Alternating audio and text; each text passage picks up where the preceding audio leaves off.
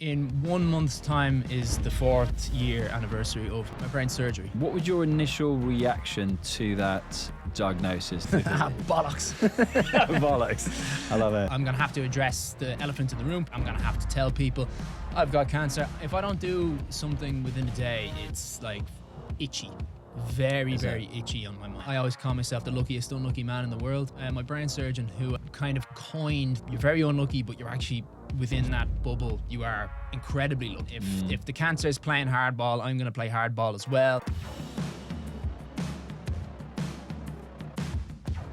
So, Iain Ward, welcome. I'm interested in exploring how you went from working in a gym and discovering you had terminal brain cancer to taking on the title of the King of Chemo, building an online following of some 7.5 million followers and aiming to raise millions for cancer charities. First off the bat, you're undergoing a medical trial to raise some extra cash. Yep. When they found brain cancer. And your prognosis was 1 to 5 years? I think they just went with a rough estimate of 5 years. Okay, went with a rough estimate of 5 years. Yeah. How long ago was that now? Nearly 4 years. Today's the 12th. So in 1 month's time is the 4th year anniversary of my brain cancer. Okay. My brain surgery. Brain surgery. Yeah. And what are your thoughts around that then, coming up to an anniversary of something of that magnitude?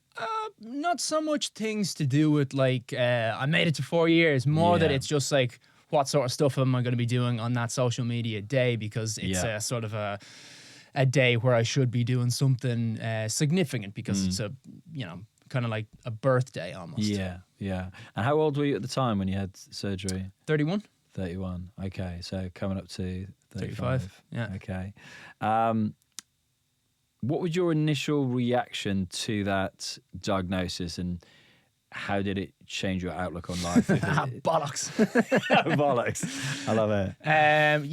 It was shocking, but my doctor was incredibly intelligent. A lot of doctors are very academically intelligent, and then social media, Jesus, I have to say that stuff so much. It just comes out of the vernacular so easy.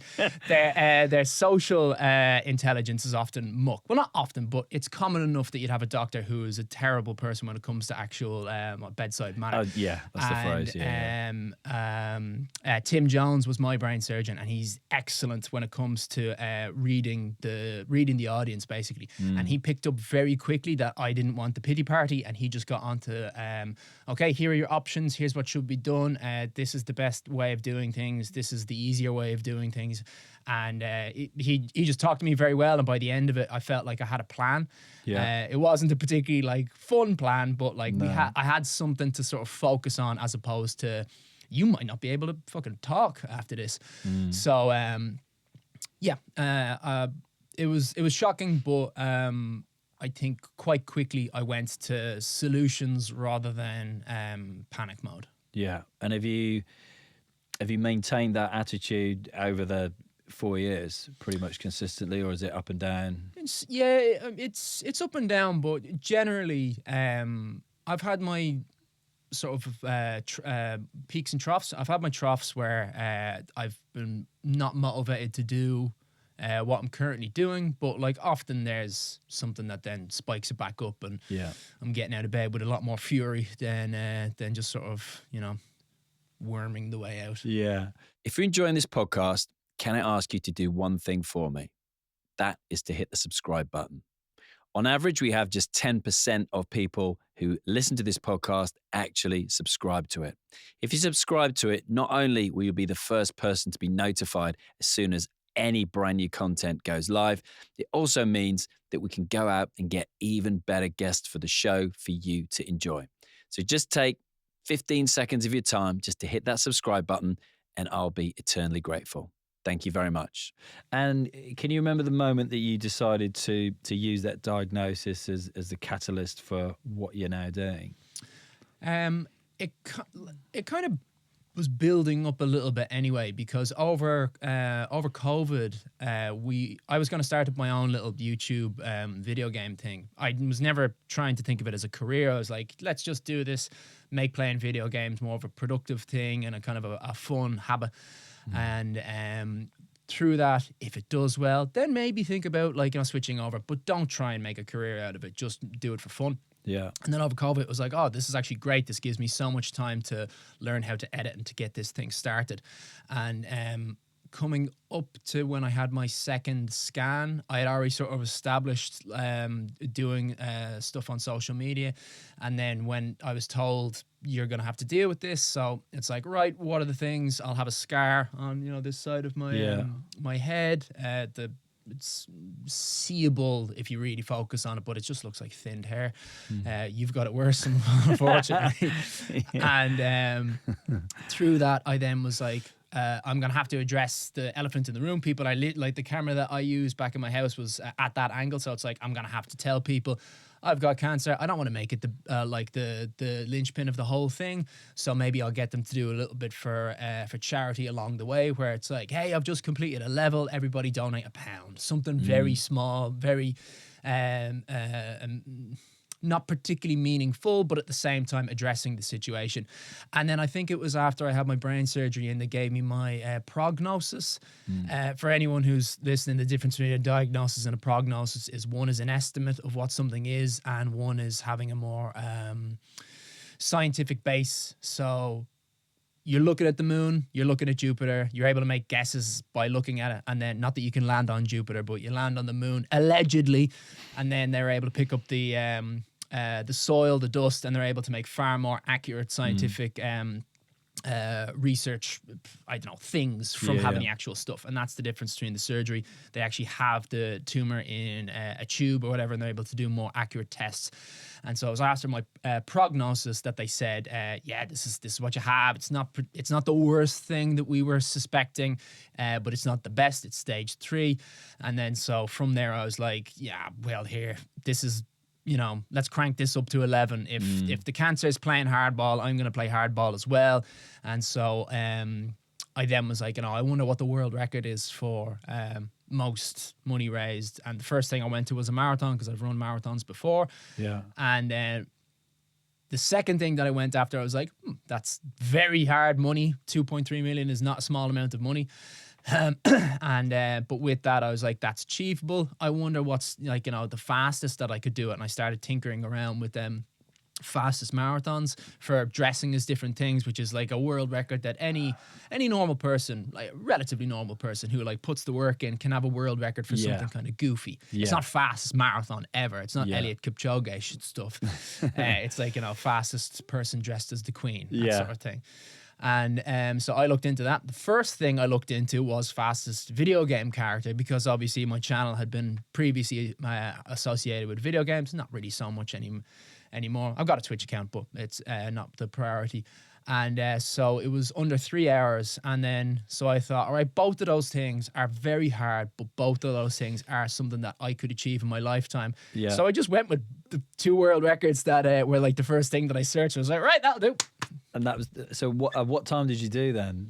Oh, after my, so my surgery was the 13th. And then I think 6 days afterwards, I had a meeting with them all in my doctors when they gave me the good, bad news. And then I think that day I had decided that's what I was going to do. And then a week after the prognosis, I had my first video edited and uploaded, which, if you look back now, is a dumpster fire. But then again, we got to learn somewhere. Yeah, you got to start somewhere. It's the same. Like if I listen back to the first podcast 7 years ago, it's just completely different to what it is now. But you got to start. Everyone's always intimidated by particularly marathons. People are shit their pants with the idea of a marathon. Yeah, and then you do a few of them, and they're like, it's a hard day's work. It's a 12-hour shift. It's really not that difficult. Yeah. I've done a couple myself now.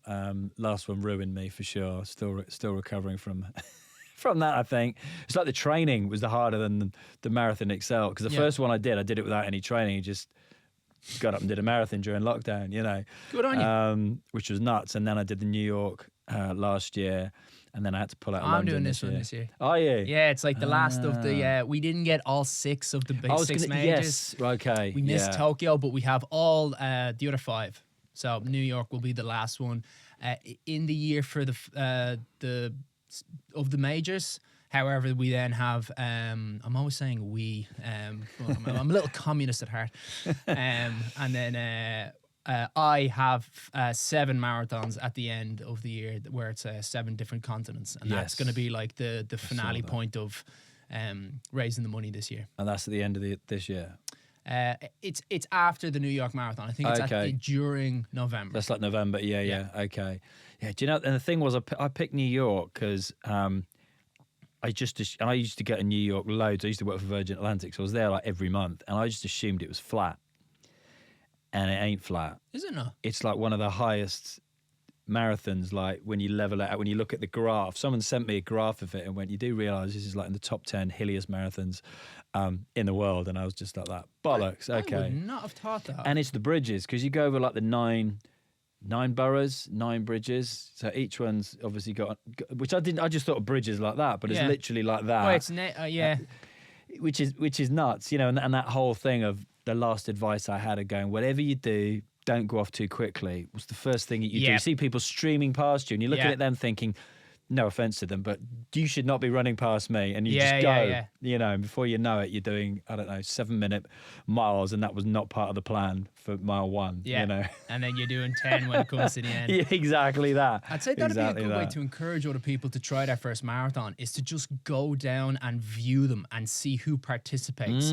because that's a good shout. It's just normal people. It is. It's not like super athletes. Yeah. You see people that are overweight, you see people who are old, and they're all out there just doing it and just getting it fucking done. What time would you aim for? I know myself that, like, if I do that, if I let the ego overcome, then I'm not going to be able to properly complete the marathons. I'm going to complete them slowly, and I'm not going to be able to be like, hey, look at me, I'm a fitness animal. Aren't I so great? Look at my abs. But it's more important for the charity stuff to be able to have just completed all of the endeavors rather than have completed them like Hermes with, like, you know, the wings at my ankles. What about your background, your upbringing? How much did that shape your interest in running and stuff like that? I think I got into running when my Xbox 360 got that thing where it was like the red eye, the 3 red rings of damage. I don't know. Did you ever play Xbox when you were younger? No, I didn't. I used to have PlayStation, but not Xbox. Yeah. Well, it basically was just like a factory malfunction thing that was really popular. Well, not really popular. It was just something that happened a lot. Yeah. And when my thing stopped working, it was kind of like a wake-up call, because I just discovered, like, online games had just been popularized, and I went deep down into the hole of playing that stuff all day long. Video games are grand, but like sometimes you can get sucked into them. So the Xbox broke. I hadn't a job. I think I had just broken up with a girlfriend, and then so I was like, I'm not doing anything. Jesus, I better get out there and try and get fit, because I got a bit fat as well. And then so I went out and I just started running. And then I think there was a kind of a bit of an epiphany moment where I ended up getting the Xbox fixed. And then I was like, this is a waste of time. I'm not going to do this. And then I sold the Xbox and actually bought more running gear. Right. And then I think it was when I told one of my friends asked about how quickly I'd done a certain distance. And I was like, I think like 50 minutes. And he looked at me and was like, Ian, that's actually, like, that's pretty fast. You should maybe think about, like, you know, taking this more, not more seriously, like it's a job, but, like, you know, you're good at it. You should, you know, sort of focus on a bit more. And so I just started doing it from there. And how much did your background influence, like, taking on challenges? Is there anything there in the past, or is that just something that's been, the catalyst has been, you know, getting diagnosed, etc.? I just kind of always liked them. I like the idea of here's the thing, how well can you do it? Yeah. Which I suppose actually comes quite a lot from video games as a child, because that's what it is. It's you know, how quickly can you next level, complete this next level? It's like how quickly can you run a marathon? I imagine there's quite a lot of brain function or motivation that are very intertwined. Yeah. And what you're doing now with the charity and, you know, aiming to smash like $2.5 million, $3 million, does that take up like every waking hour of your day now? Is that like full time? Yeah. I mean, it looks like looking from the outside in online. Yeah. If I don't do something within the day, it's like itchy. very, very itchy on my mind. Even if it's like it doesn't necessarily have to be something directly related to the social media stuff, but like in my house at the moment, like we were saying, I'm looking into trying to set up my own podcast to have guests over, because like so many people are DMing me, and it's like how can I like get something out of this, because like quite a lot of like A-listers, I'm not gonna name names, but like quite a lot of A-listers follow the account, and it's like, what am I gonna do with, like, surely this is an untapped resource that can help out with what I'm what I'm doing. But the idea is that like my point being, the house, decorating the house. So even though that's not directly related to social media, having a background that looks really good for when I'm going live on Twitch, for when I'm going live on Instagram, for when I'm having like sort of guests over into the house, I'm converting the house into a studio. Well, one of the rooms is now a studio, and so every little thing has a like either a direct connection or a passive connection to the goal, where it's making sure the diet is correct so that I'm able to run faster, so that I'm able to live longer. And like everything, absolutely everything is related to it now. No, like I can see, like when I got told about Except the dog. Except the dog. We've got two of them here today, folks. Yeah. When I heard about you and I went onto your Instagram account to follow you, I suddenly went, shit, literally everybody I know is already following you. And I clicked that button, and I could see like who was, famous, for example, following you, who I followed and stuff. And in fact, my next guest, Daniel Priestley, wrote Key Person of Influence, like really well-known author, entrepreneur. He follows you as well, actually. He's just been on Diary of a CEO with Stephen Bartlett and stuff. Yeah, he's coming in. And I would wait say, around and say hello to him then. I was going to say, having done this for 7 years, like the biggest takeaway for me, and the reason I did it, was how do I get to have a conversation with people like, for example, Daniel Priestley, who normally, how would I get in a room with somebody like that, and that's been the biggest takeaway for me, has been having a platform, meeting the people that I've managed to meet, and then having, an amazing network of people that, whatever question I might have in my life, and a lot of those people have become really good friends. It was like you could literally got them on speed dial in your back pocket to ask a question. So I think that's a great bloody idea to do that. Well, apart from anything else, I think something that creative people have in common is just because, well, not creative people, I think naturally get along with one another, because it's like, oh, you do this thing. How do you get about it? And it's just sort of like you're in a little unique bubble. Now, like I would not be the kind of person that'd be walking around and people are like, oh my God, you're the guy from the internet. Can I sign you? No, that's not me. That's not working close to any like kind of Hollywood level like that. But I think that's why you see like a lot of people who are in Hollywood often marry other people who are in Hollywood. And I imagine that's just due to like, or high performing sports people, that happens, doesn't it? Like Andre Agassi, Steffi Graf, you always like, how did that happen? And you're like, well, of course. Yeah, how's that happen? They get it. They get it. Similar They're lifestyle. in the same realm. They have the same sort of highs and the same sort of lows, and they can sort of relate to one another. Yeah. Iain, tell me a little bit about what you were doing then before the diagnosis, before this became like a full-time thing for you. Working as a gym instructor, personal trainer, was that? Pretty much, yeah. Teaching fitness classes was the main fitness sort classes. of. I was going to say bread that buttered the thing, and it's like, no, it's the other way around. It's the butter that butters the bread. But yeah, that's what brought in the main amount of funding. Okay. And working in gyms is nice, but normally the timetable is horrific, and I'm not a morning person anyway, so it was just not something that was very favorable to me. 9 to 5 is overlooked as like a negative thing. Like Dolly Parton like shits all over it, makes it sound like it's a terrible thing, but it really isn't, because it means that your friends are free at the same time that you are free. And when they're doing things, you can then go and do it yourself. And that was something that was really lost when I was working in a gym, and up at 6 and sort of working shifts, odd shifts like that, and doing it on the Saturday. So I was teaching fitness classes, and then because I really didn't want to work in those weird hours, often what I would do to kind of make up the differences in funding would be medical research trials, because they just throw cash at you for like being like, here, this is a placebo. We're not telling you it's a placebo, but this is like a paracetamol, a new paracetamol tablet was one of the things that I did once, and they gave like dead bacteria to us, which then provoked an immuno response.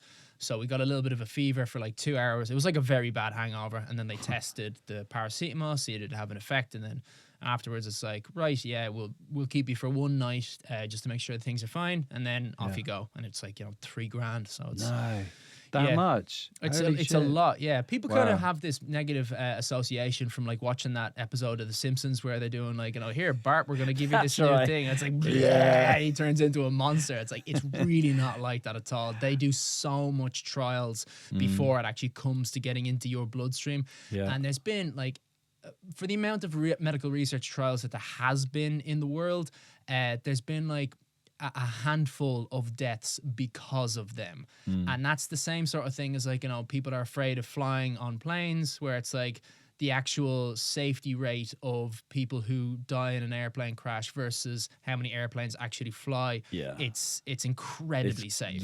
Versus cars is actually far more dangerous. And it's that same sort of thing. Obviously, it's safer to just not do them at all, but like, it's a good way to pay the bills if you're not arsed going into the gym at 6 o'clock in the morning. It's funny when you mention like the unsociable hours. Like when I left Virgin Atlantic, I retrained as a personal trainer, and in my mind it's like, yes, I get to be my own boss and I get to choose when I work. And then you suddenly realise you've got to fit in when people want to see you, which is outside of 9 to 5, and all of a sudden I'm doing early mornings, evenings and weekends, and I'm like, hang on a minute, I did this so I could work my own hours and see my kids. I can't see my kids now. It made no sense. Purpose. So I did it for a couple of years, specialised in like sports injuries, and kind of went down that route. But you in talked the to end, me afterwards, then. self-diagnosis, become an expert in that. So if you hadn't of, no shit, Sherlock, but if you hadn't have gone for a medical trial, you never would have found out that you had. Not at all. I would have found out, but I would have found out in a far less positive way, because it would have been me with symptoms. Whereas, like, that's why I was actually Tim Jones, my brain surgeon, who kind of coined the. I always call myself the luckiest unlucky man in the world, but he kind of sparked that, because he was like, "You're very unlucky, but you're actually within that bubble. You are incredibly lucky." So that's why I consider myself to be the luckiest unlucky man in the world, because the chances of going into a medical trial that requires an MRI. It was the first time I ever had to do an MRI test before a medical trial. They don't just do them out of nowhere.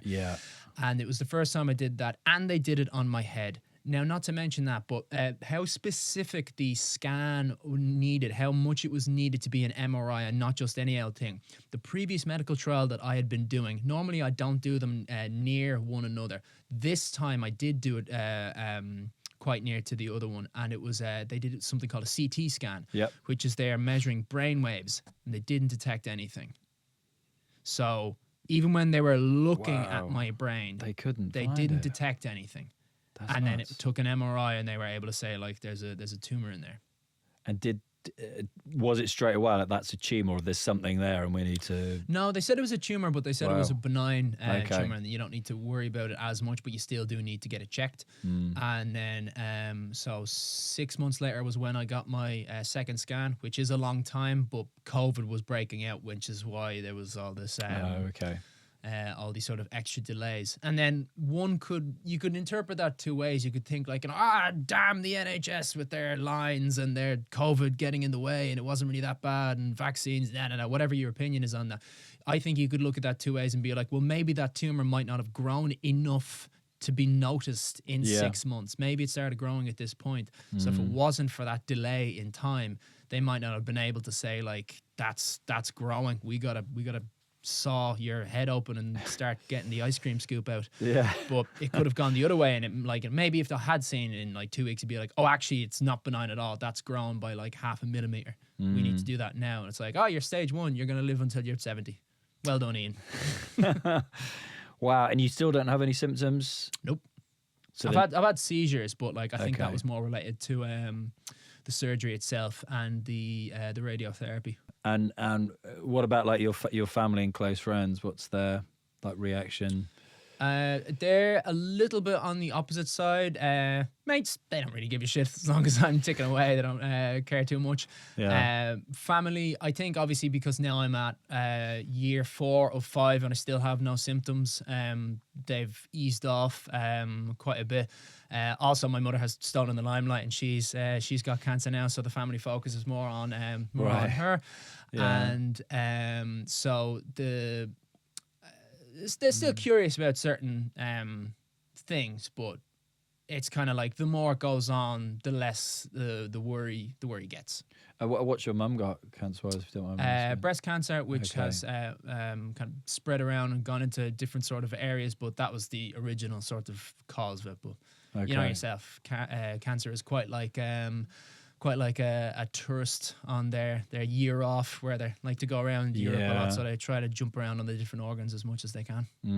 Yeah, I was chatting to the boxer Chris Smith. If you know him. That rings a bell. I'm better with faces than names. He's got a fight coming up in 2 weeks at Crystal Palace Football Club.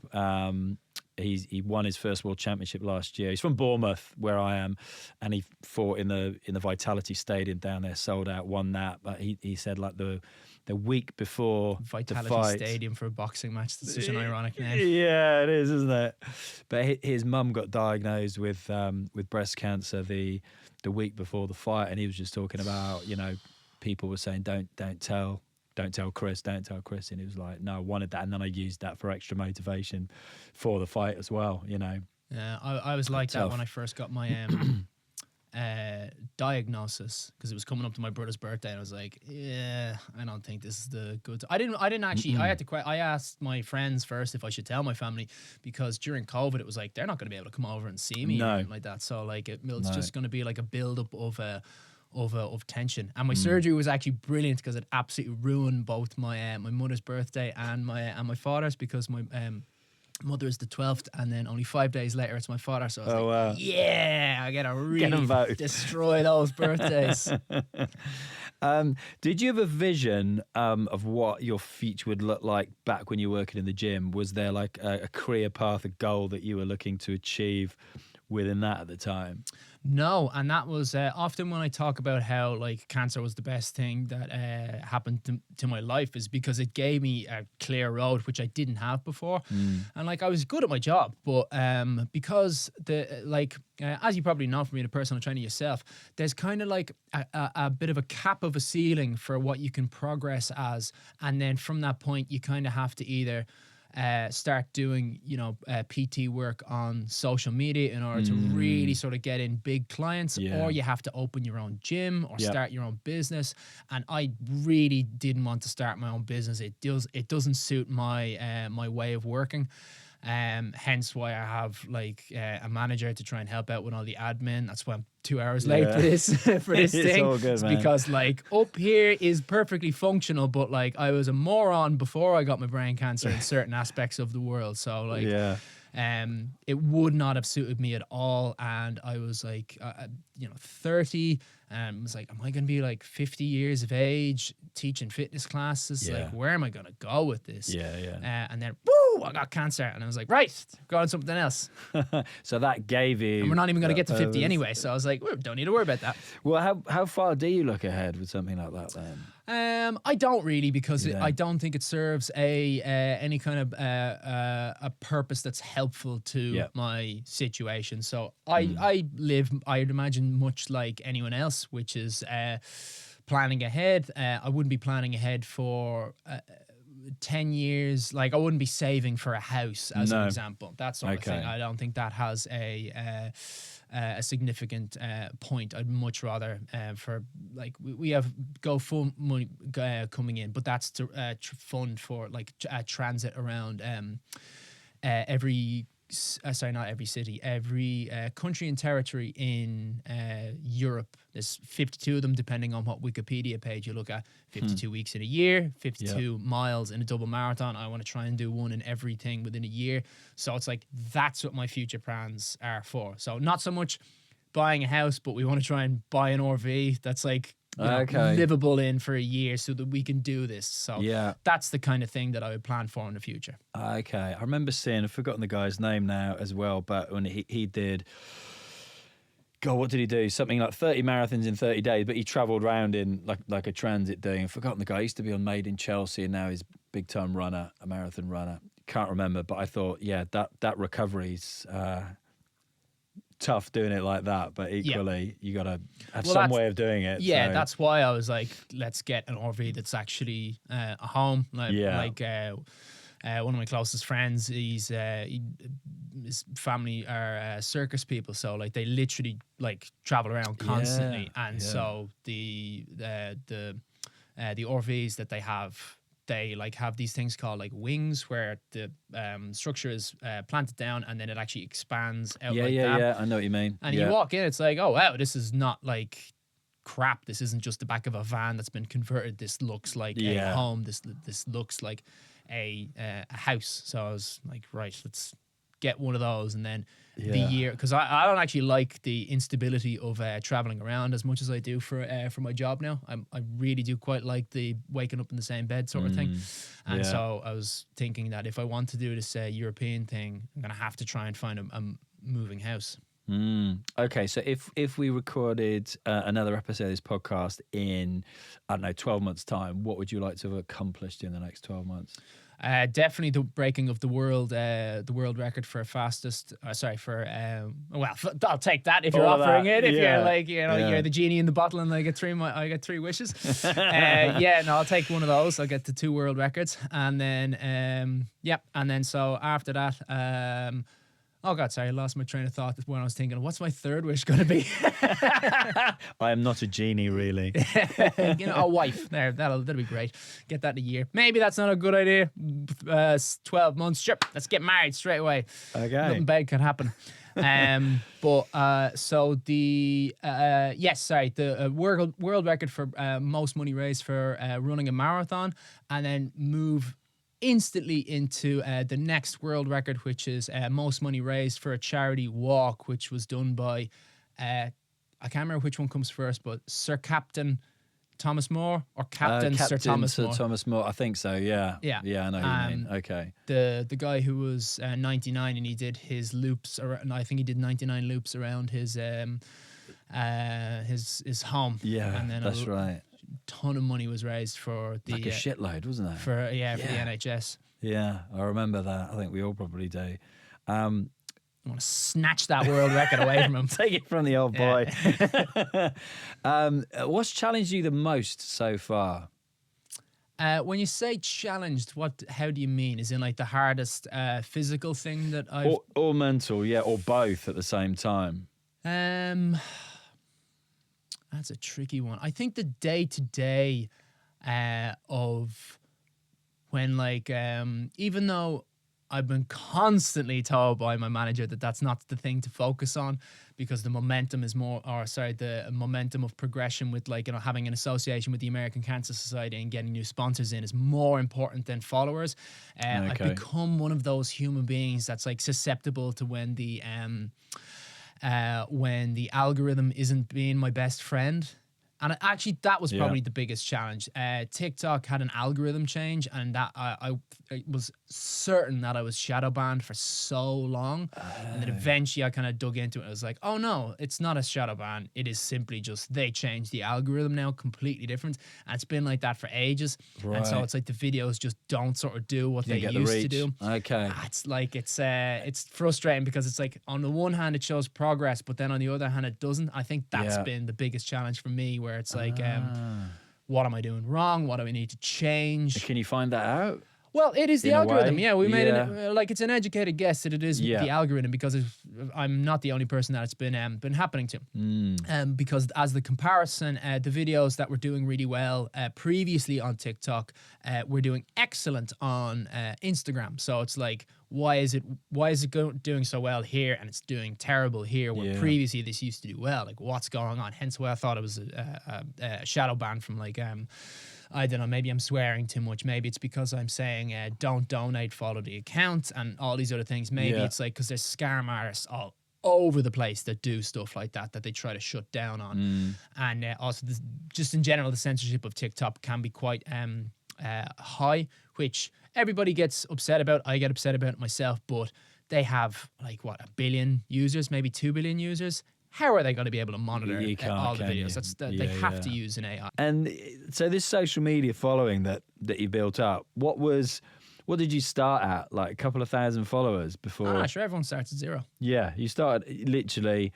And what kind of markers did you have with regards to like it making like a serious spike? Was there a point where it just snowballed?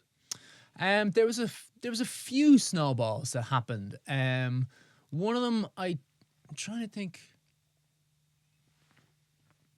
One of them, I remember it went from 1 million, a million. I don't think it was the original 1 million. I think that was one that kind of climbed up, and then like we got there. It's like, yes, we got to 1 million.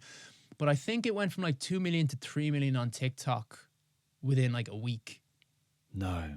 I think we passed from the 1 million point whatever to 2, and then I was like, yeah, and I didn't even have time to make a celebratory video about it 2 went million so quick. because it went all the way up to 3. Right. I think that happened. Like, I'd have to go back and kind of look through, but I do remember that quite potently. Yeah. I was like, well, that's weird. That's bonkers, isn't it? I was at the podcast show a couple of weeks ago, and one of the guests I had was the guy who does those 1-minute trailers for like the Diary of a CEO podcast, and his background was like working on like the James Bond movies and Disney and stuff like that. And I was like saying to him, I had a look the other day, I thought you were like 1 million followers, and I said it's now 6.5 million on YouTube. And he was like literally as soon as we hit that, it took something like 3 years to get to 1 million, and then it literally just went bananas. But equally, they're spending hundreds of thousands of pounds now on ads because they know what works and what it costs to gain a follower, etc. on there. Yeah, so. It's a very weird sort of concept. So you're going on with the challenges and the sort of the hardships. A comparison that I would have from Instagram, I think I was at like 150,000 followers at Christmas last year, and from the period of August of 2023 to Christmas of 2023, not a huge amount, but it had plateaued and it was going down slightly. I lost 50,000 followers, like just down, very, very small. However, obviously I was not pleased with that because it's like, this is like the sort of the basis of what I tried to do. Way. Yeah. Yeah, it's teetering down, but it's because it's not actually much to what had been gained from Christmas last year, which is 2.3 million. But it's so, even though it's like, Christmas to August, boom, but then August to the next Christmas, and it's the that like had me in a really sort of bad place, losing my own sort of motivation to do so. And it's such a difficult thing to get your head around, and sort of, even though it's like so often I was like, stop being so negative about yourself. You've made a huge amount of progress in a small time. If it doesn't go down a little bit and you think that it's just going to skyrocket down, you're just wrong. Your assertion of the situation is incorrect. And if it blew up that much at one point, it's sort of the statistical chances of it happening again are very high. Yeah. If you were, obviously in your own mind, you're always doubting yourself a huge amount. But if you were a betting man outside of, your own body, your own mind, I'd be throwing money at myself, being like, yeah, he's gonna break the world record. Look at, he started this 3 years ago. He had his brain surgery 4 years ago. This thing really kicked off. He's up there 100%. There's a fucking £1 million on black. All Always on bet black. on black. Yeah. Yeah. And what's your life advice from Wesley Snipes? What's your relationship like with social media then? Is it difficult to not become all consumed by follower growth because you want people to follow you so that you can then go to the big guys and get the big money? Yeah. How do you balance that out, or is there no balance? Well, since the sort of the teetering down thing, I just started ignoring, stopped looking at the follower thing. Whereas Yeah. I used to use that as a motivation because it'd be like, yeah, we're so close to the next sort of marker of Yeah. like, 4.6 to 4.7 million. It's like, oh man, that's going to be so cool, blah, blah, blah, blah, blah. And that would really help motivate me. And I think because I was in the habit of focusing on that for motivation as the thing started to like, straighten out and it wasn't going in a direction that was amazing, I think I let that sort of take a hold on my way of thinking. And I think at this point now, because I've been dealing with it for a while, I've learned to reverse that away and sort of focusing on different aspects to it. So it is annoying because I also know about how much negativity there is. But like, especially with like sort of the standards of beauty would be the obvious one, that it's like, people are uploading photographs of themselves where they're photoshopped and at certain angles and all this sort of thing. And it's like when they don't get enough likes, they delete the photographs. I remember thinking like, that's sad. That is really, really sad that people have gotten themselves into that mindset. Yeah. And then I also think about that as myself, where it's like, how much am I getting sucked into that same sort of problem where it's like, are you really basing your own happiness off of how well videos are doing? But then there's the other side of like the conscience or whatever, where it's like, well, I mean, if it's just for appearance, that's not a good thing to be sad about. But your whole kind of niche thing is that more followers equal more sponsorships, and the sponsors donate directly to cancer research. So it's like it's two things. Yeah. And it's like It's a trying double-edged to sword, isn't it? trying It to really is. separate from one while at the same time it's like, but that is actually what you want out of it. Yeah. It's the whole purpose of the whole thing. Yeah. So I got introduced to you by the team from Apex. What's your involvement with those guys? So I started off with we did the Edinburgh to Paris sort of carrying the ball for the Doddy Weirden charity. My five, yeah, that's yeah. Yeah, that was great fun. And so one of the guys was the organizer, who was like, his pitch, he pitched it to me when he was absolutely hammered, which was great. He's like, well, you've been great, dude, lads. We're working it again. It's like, absolutely. But obviously that wasn't just like, sort of a random thought that was sort of exacerbated by, vodka. But so we followed up on it, and now we're going to be doing a similar thing where we are going to be simulating the climbing of Mount Everest, but doing it where we don't have to go into the death zone and be cut off from oxygen and have our Sherpas die by carrying our bags, and we get to go around one of the Lake District hills, and we're going to try and go up and down that 9 times, which is the equivalent to surmounting Everest. 9 times. Wow. Okay. Sounds like a lot. Yeah. Yep. And is that? I'd rather do that than Everest, though. Yeah, exactly. Yeah, that's crazy. I think they just had a guy in the studio who has the world record for the amount of times who's gone up Everest. What was his surname? Kenton Cool. Kenton Cool. What a name. Sounds like a sort of made up name. Someone trying to do like Clark Kent, but wasn't allowed. Like trying to make a superhero film, but like we didn't get the DC Comics license, so like let's just work around that. Oh man, right. Here comes Great Man. Oh my god. Okay, Ian. Quick fire round to finish up. Sure. What was the one thing that you needed to screw it, just do it, and get from where you were to where you are now? I think from watching films. I think from watching World War II films in particular. Real. I don't want to say action films, but films where real things happened, and I've always questioned who would I be in this scenario? Would I be the guy who's walking around trying to pick up his blown off arm in a thing? Or would I be the guy who's maintaining his composure and telling people what to do?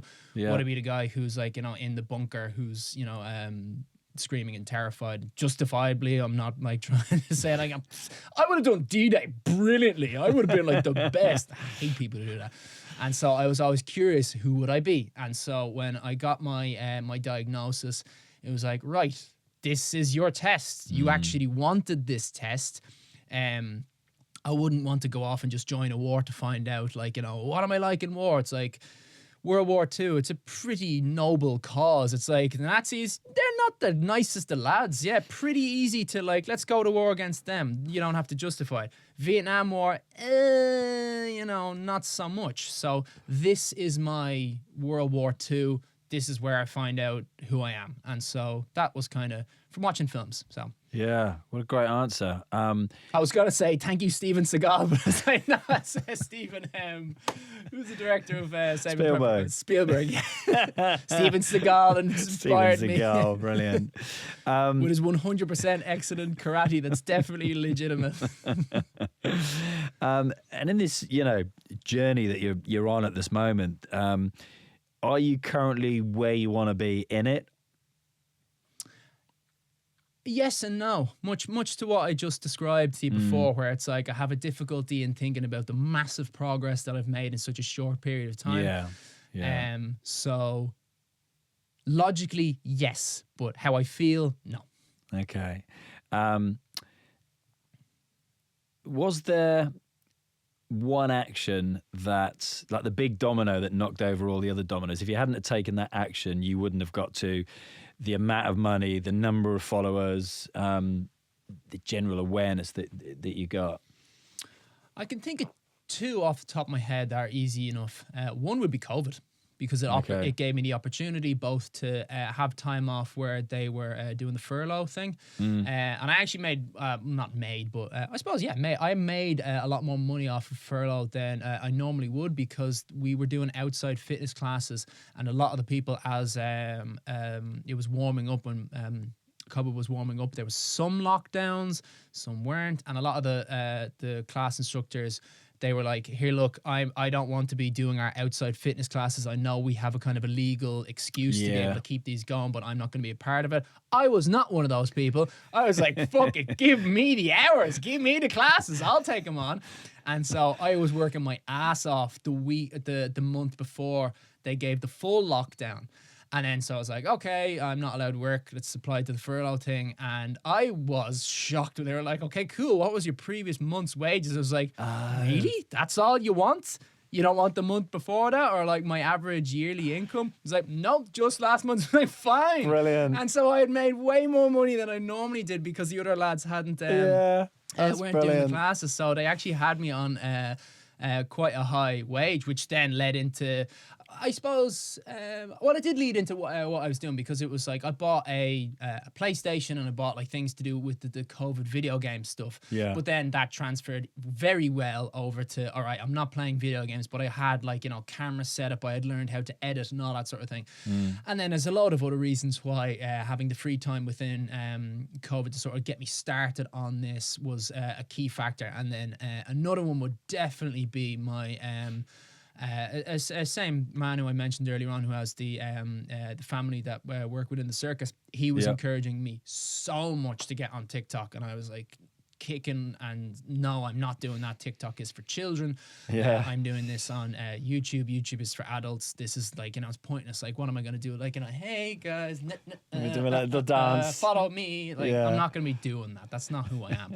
And he was like, no, just stop being a baby and actually join the thing. It's down to the algorithm. It's not all just like, you know, vapid morons pretending that they're singing when they're not singing and getting like, you know, 1 million views.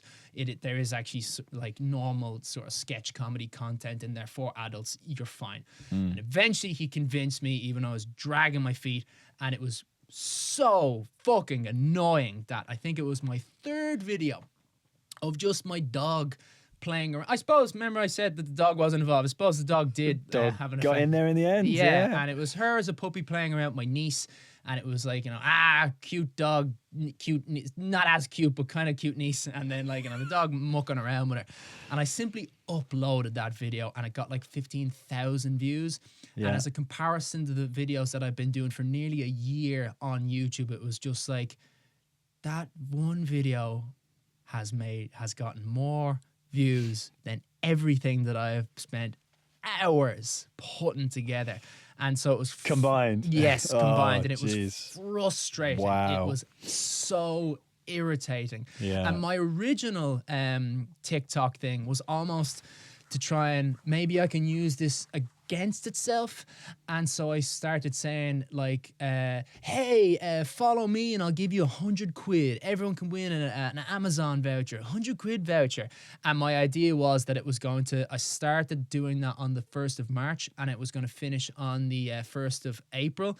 And then I was going to be like, ha, you idiots, it's April Fools. I'm not giving you any money. I can't believe you all were like, TikTok is so stupid. And then I was going to have that uploaded onto YouTube. But then what I found was that the people that were following my account, even though I was promising everybody Amazon passes or whatever, they were all being so nice and they were all like, keep the money. I don't want the money. I know what you're doing. What you're doing is great. Keep the money. Send it to the charity.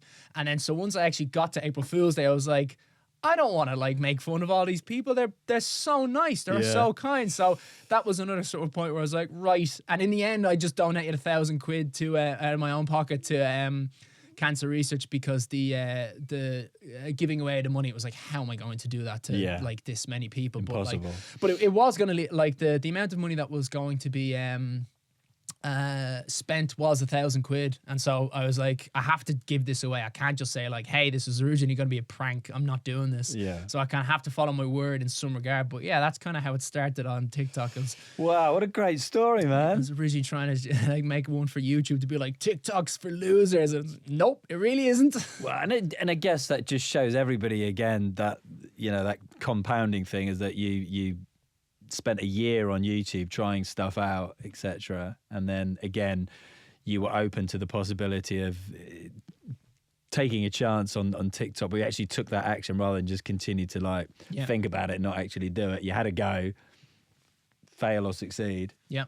And it's gone bananas for you. Oh God, yeah. I'm still doing YouTube stuff, but I'm at 22.1 thousand. Oh, really? It's a pittance.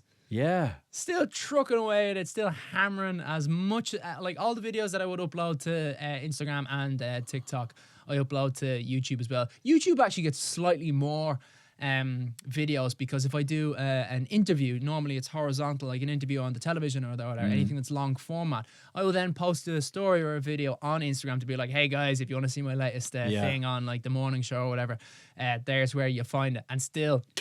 So 22,100 followers, subscribers. As compared to 2.5 million on Instagram and 4.7 million on TikTok. Why is that?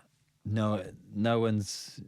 Yeah. Don't know. I mean, YouTube is the hardest one. YouTube is the hardest one to climb up, but yeah.